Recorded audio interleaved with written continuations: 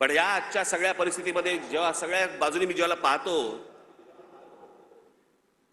त्यावेळेला मला असं वाटतं की आज किमान पुढच्या 5 वर्षांसाठी देखील विषय आपल्याला पुढच्या 50-100 वर्षांचा करायचा असतो.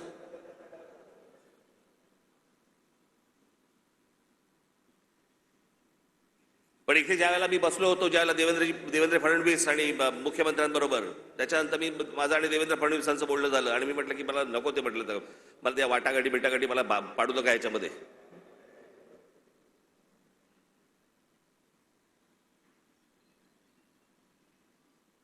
मी म्हटलं तुम्हाला मी आज सांगतो म्हटलं त्या राज्यसभाही नको आणि ती विधान परिषदही नको.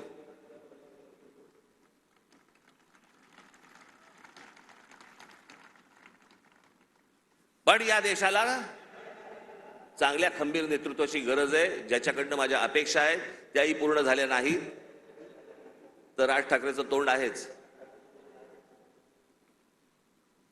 पण या पुढच्या काही भवितव्यासाठी म्हणून खंबीर नेतृत्वाची गरज असताना म्हणून मी त्यांना सांगितलं मला काही अपेक्षा नाहीयेत.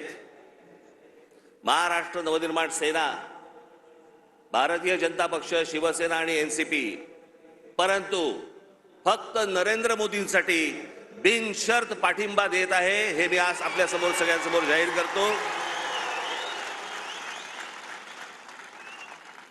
आणि माझ्या गावागावातनं सगळ्या महाराष्ट्रामधनं आलेल्या